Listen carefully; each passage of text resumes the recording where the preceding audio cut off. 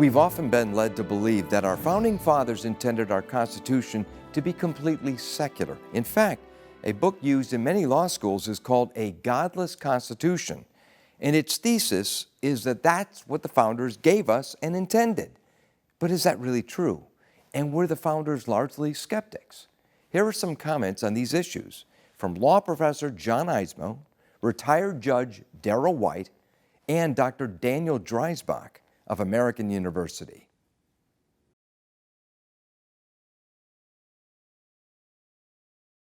When we look to that Constitutional Convention, those 55 delegates, we find that contrary to what is commonly being taught today, the overwhelming majority were actively affiliated with Christian churches. Some 27 of them were members of the Church of England, or the Anglican Church, an Orthodox church in those days with a Calvinist confession, the 39 Articles. About 7 of them were Presbyterian Calvinists. About the same number were Congregationalist Puritans, again Calvinist.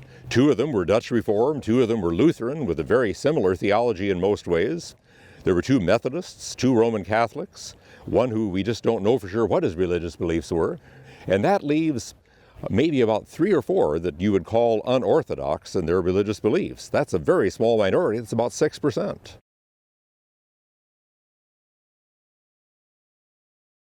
My understanding is that the antecedents for America's roots, the thinking that went into the founding documents, as analyzed by historians, indicate that the 3 predominantly quoted authors were Montesquieu, Blackstone, and Locke, in that order.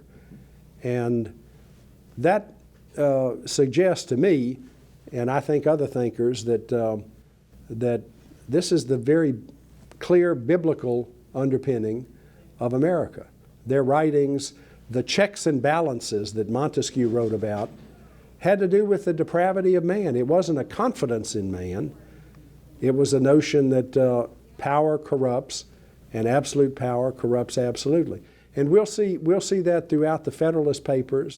25 years or so ago, 2 professors at Cornell University wrote a book that got a lot of national attention called The Godless Constitution. Again, making this basic claim that the Constitution is one that is strictly secular, utterly unshackled from the influences of religion, they might say. I would suggest to you that religion, and the Bible in particular, has had a profound influence on the American constitutional tradition, including that document that was written in Philadelphia in the summer of 1787. Some of the most basic ideas, to my way of thinking, the most basic concept of the United States Constitution is this idea that man is not to be trusted with power. And so we see throughout the document separation of powers.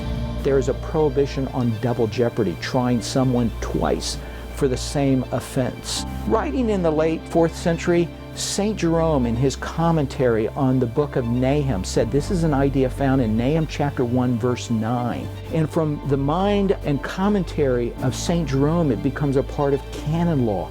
It informs civil law, later becomes part of the English common law. Those English colonists brought this idea across the Atlantic with them and is embedded in early colonial law, and it finally finds its fulfillment in the 5th Amendment. In the American experience and in the Anglo-American experience, these are ideas that were articulated and made known to Americans by way of the Scripture. My rebuttal to the notion that we are a godless constitution is to look at the oath of our federal judges that mandatorily ends, "So help me God," and reckon that in the light of the language in Article 6 of our Constitution that says there should be no religious test required as a qualification to hold office or public trust in the United States. How can you reconcile the two unless that no religious test requirement was a denominational test? Otherwise, the federal judges, the federal judiciary, they've been acknowledging God ever since the founding of this nation. In the last few decades, we've been robbed of our great Judeo-Christian heritage. And it matters because the left today is trying to turn America essentially into a secular wasteland. But as George Washington himself, who presided over the Constitutional Convention, warned us in the farewell address, we must make sure to not undermine religion and morality, lest we lose our political prosperity. That's timely and timeless advice from the father of our nation. For Providence Forum, I'm Jerry Newcomb.